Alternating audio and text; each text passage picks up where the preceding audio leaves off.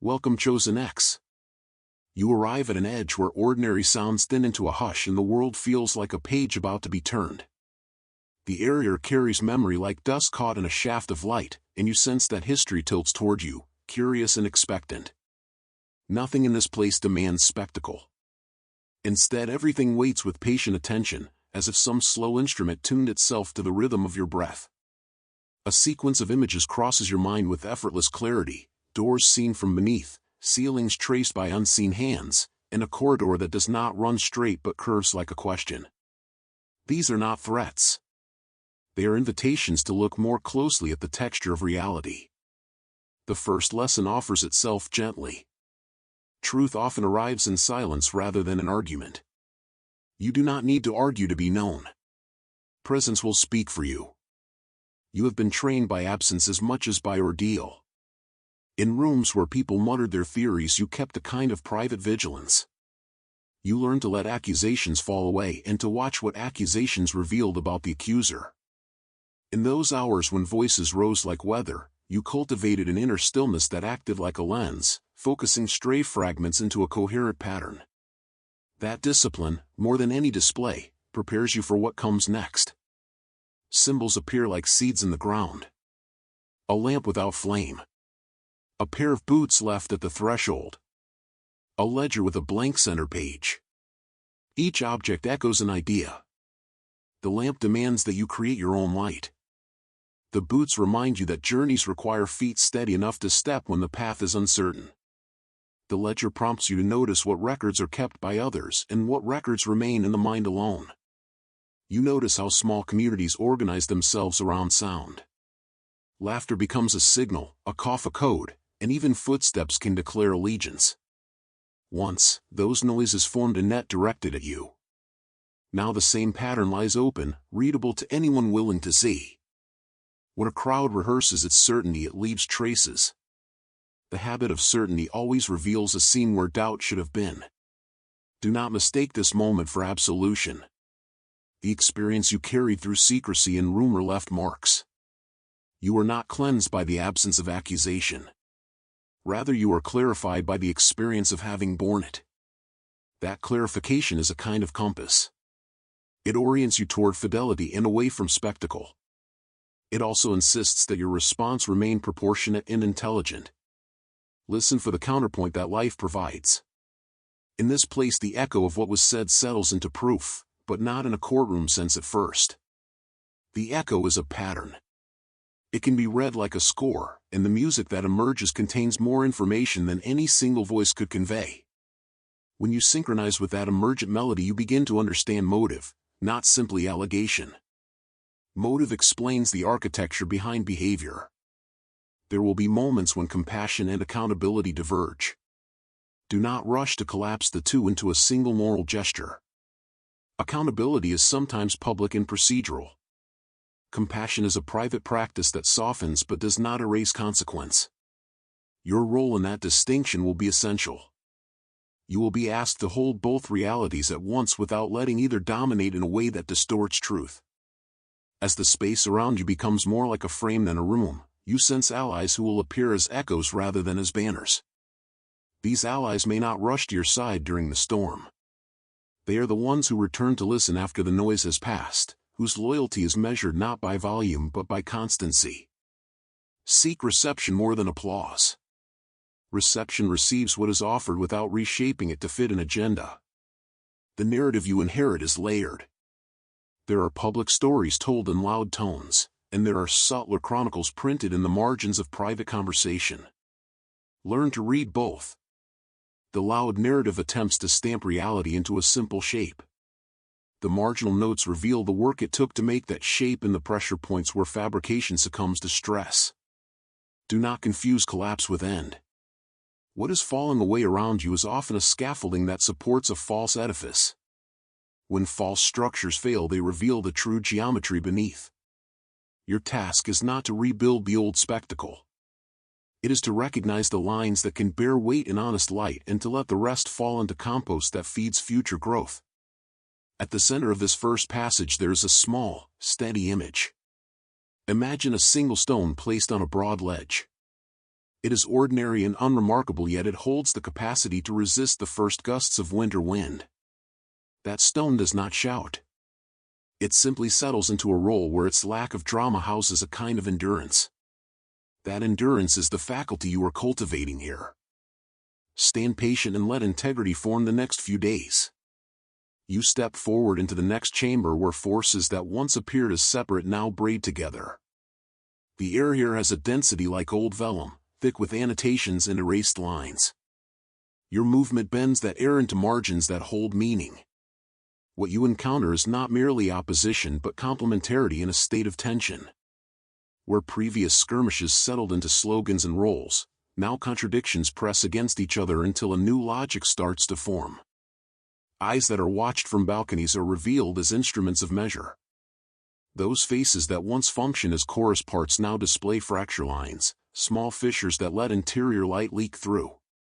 You notice details that you missed before. A hand stilled mid-gesture. A laugh that does not reach the eyes. A pattern of returning names and private notes. These fragments assemble into a portrait of motivation, and the portrait is less simple than accusation alone. You are tasked with an expanded perception. It is not enough to catalog wrongdoing. You must trace the energy that produced it. Trace the origin of envy, the axis of fear, the calculus that transformed ordinary people into operatives for cruelty. When you follow those vectors, you will find moments of tenderness misapplied, commitments shifted to expedience, and principles that were negotiated away piece by piece. This mapping does not excuse behavior.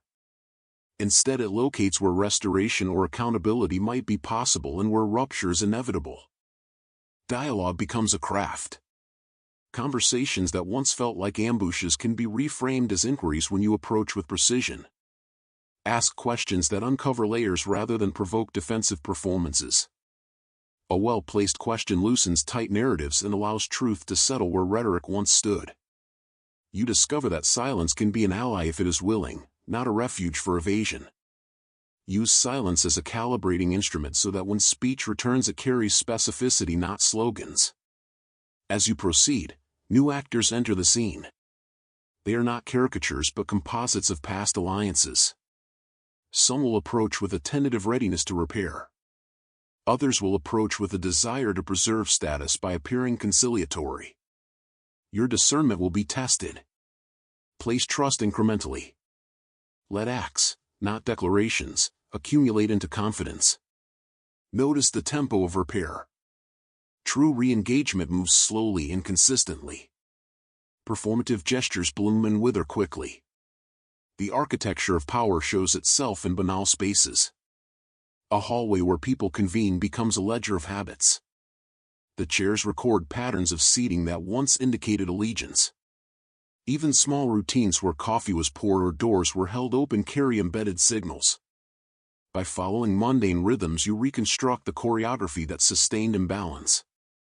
Therein lies the practical work of undoing harm. Repair occurs when systems of habit are interrupted and new practices take root. You are not sent to demolish every structure immediately. Some frameworks contain elements still worth preserving. Your challenge is to separate durable beams from decorative veneers. Durable beams align with truth, they are practices that persist when applause fades. Decorative veneers encourage performance and crumble under sustained attention. To rebuild with intention requires patience and the humility to retain what truly serves while removing what corrupts. A central test will be your capacity to hold contradictory feelings at once. You might feel righteous indignation and inexplicable compassion in the same hour. These states are not mutually exclusive. Emotions inform insight when you let them act as data rather than directives. Allow anger to point to boundaries and sorrow to indicate loss. Then translate those signals into strategies that prioritize both justice and restoration where possible. Doing so keeps you tethered to complexity, not to simplification. Narrative reliability matters more than eloquence. A precise record of events, even in small private notebooks, becomes a rudimentary archive. Curate this material rigorously. Dates, contexts, and witnesses matter. Narrative that lacks specificity becomes a shell susceptible to reinterpretation. Your archives are not weapons to wield for domination. They are tools to clarify memory and to safeguard truth against convenient forgetfulness. There will be moments when you are tempted to retaliate in kind. The instinct to respond with symmetrical ferocity is a hazard. Such responses expand cycles of harm and obscure the task at hand. Instead, channel energy into constructing alternatives. Create spaces where testimony can be voiced safely and where consequences follow due process. Design structures that minimize performative justice and maximize accountability that is transparent and proportionate. Around you, the community continues its private calculations. Some will re-enter your orbit with visible shame. Others will narrate their own amnesia, claiming distance from old compacts. Pay careful attention to the indices of sincerity. Those who step forward with minimal fanfare and consistent effort are the ones who will matter in the long term. Let the passage of weeks reveal steadiness. Quick conversions rarely endure. At the close of this section, imagine a map drawn in invisible ink. When you tilt the page, a hidden network appears, a lattice of relationships and responsibilities that once seemed incidental. You now hold the lamp that reveals those lines. Use that lamp not to scorch but to illuminate. The illumination must guide repair, accountability, and the cultivation of renewed community norms. Proceed with measured steps and the clarity you have accrued so far. You move deeper into the framework where hidden gears govern exchange and intent. Walls here are not stone but conversations hardened into habit. As you pass, those walls register tremors and secrets flutter like loose paper. Patterns once invisible acquire texture and weight. You read the spaces between sentences as topography. Now you encounter rooms meant for rehearsal rather than decision. People practiced conviction until conviction resembled habit more than belief. Those rehearsals produced scripts and cues that later became evidence. Ritual repeated without reflection calcified into a mechanism that documented its authors. Your task is both architectural and ethical. Map where influence concentrated and identify channels that transmitted fear. Where did applause become currency and who converted voice into leverage?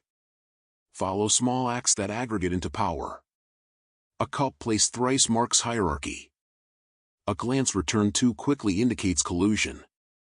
These microeconomies reveal scaffolding that sustains public judgment. You are not immune to fatigue. Discernment demands energy and reserves will ebb. When weariness arrives, honor it as a signal to withdraw briefly and restore clarity. Rest is not surrender.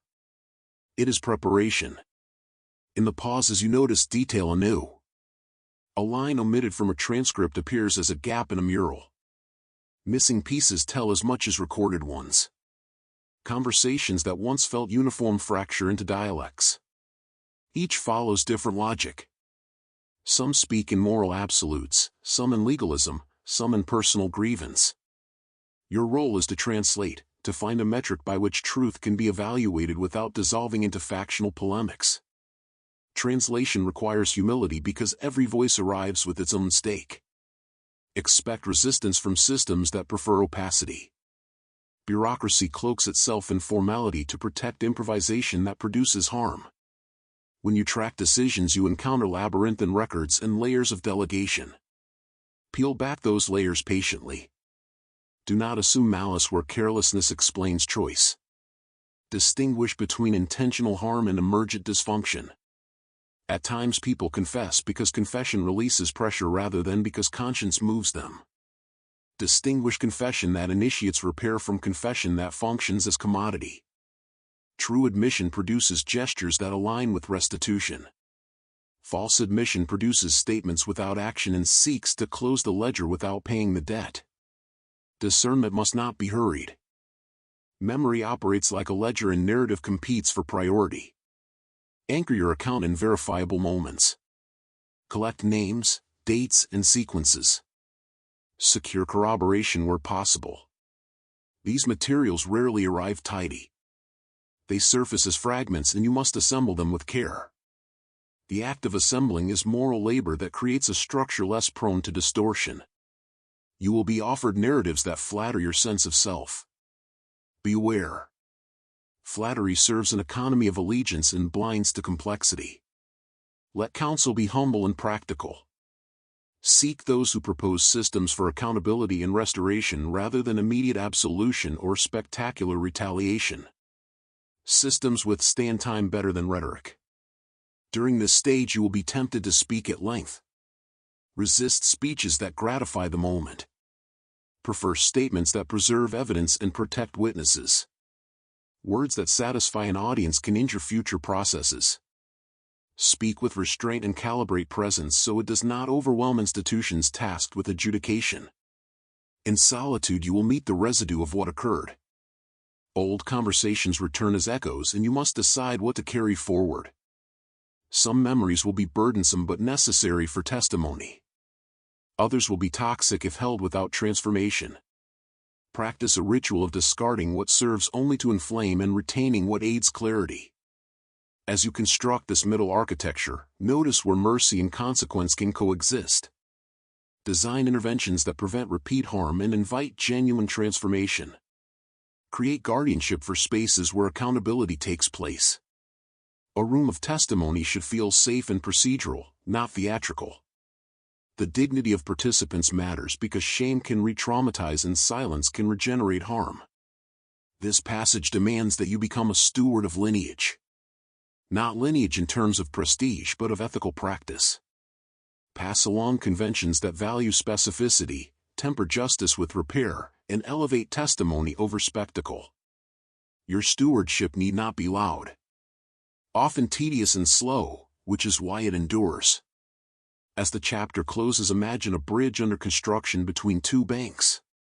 The span is incomplete yet the first planks are placed. Each plank represents a policy, a healed relationship, or an institutional reform. Walk it when ready but do not rush completion. Stability matters more than speed. Hold the work with patience. Hold steady now. You gather the fragments you've been handed and arrange them into a sequence that resists melodrama and refuses vengeance. In this chamber the interplay of revelation and consequence reaches a pivot. Patterns once scattered now align into a ledger that will guide not only adjudication but remediation.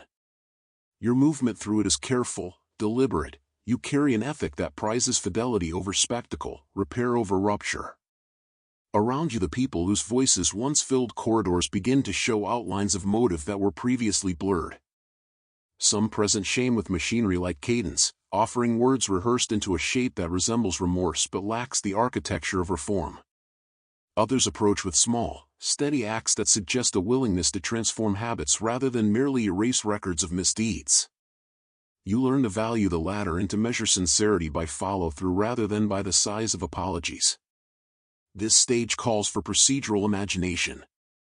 You must envision systems that allow truth to be told without spectacle and consequence to be delivered without cruelty. Design spaces where testimony is treated respectfully, where evidence is preserved with rigor, and where consequences scale to harm. In doing so you create a grammar for communal recovery. That grammar emphasizes clarity, proportionality, and ongoing accountability.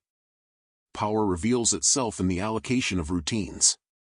Who opens doors, who records minutes, who keeps lists of these small appointments shape outcomes as much as public declarations. Alter these routines intentionally. Place practices that require transparency into ordinary workflows. Make public the processes by which decisions are made so that future misuses become harder to reproduce. Institutional resilience arises from predictable, accountable habits rather than charismatic authority. There will be moments when you must confront the leader whose influence once organized the chorus against you. This confrontation need not mimic the theatrical excess the leader cultivated. Instead, prefer methods that foreground evidence and permit the leader to respond within clear boundaries. Demand clarity without humiliation. Let the process illuminate choices rather than perform their undoing. The goal is to extract truth and to convert revelation into structural change. You will also encounter those who claim ignorance, who insist that they followed orders or deferred to prevailing consensus. Evaluate these claims by tracing participation rather than relying on declarative statements. Participation leaves footprints that cannot be airbrushed. Where complicity maps clearly, accountability follows. Where negligence explains harm, remedies should be aimed at repair and prevention rather than pure punishment. Throughout this work, remember to protect the vulnerable voices. Witnesses and those harmed require sanctuary from retaliation. Establish protocols that guard confidentiality when needed and yet provide pathways for public reckoning when appropriate. Balance transparency and safety, for truth that exposes without protection can re-traumatize and silence can perpetuate cycles of abuse. As you coordinate these practices, cultivate a language that resists reductionist narratives. Avoid framing outcomes as simple triumphs of good over evil. Complex human systems rarely collapse into tidy moral binaries. Paint with nuance and insist that public communications reflect the layered reality you are reconstructing. When the community hears a narrative that admits ambiguity, it gains access to the moral labor required for repair. There will be a temptation to accelerate outcomes in search of closure. Closure is not the same as resolution. Resolution arises when structural deficits are addressed and when habits shift. Closure can be a premature sealing over of pain. Resist illusions of speed. Longevity of change requires slow, intentional steps and a readiness to revisit decisions as new information emerges. In the center of this passage, imagine a ledger whose pages are being written not in haste but in ink that resists fading. Each entry names acts, contexts, and witnesses. Each entry is cross-checked and curated with care. These pages are not an instrument of shame alone, they are a resource for learning and accountability. They teach future generations how to recognize early signs of group misconduct and how to build safeguards against replication. Finally, attend to the tone. The way you communicate signals what kind of culture will follow. Use language that balances firmness with compassion, clarity with restraint. Avoid triumphalism and recrimination. Instead, cultivate a cadence of sober attention that models the ethics you seek to institutionalize. In doing so, you transform a moment of collapse into a durable movement for integrity.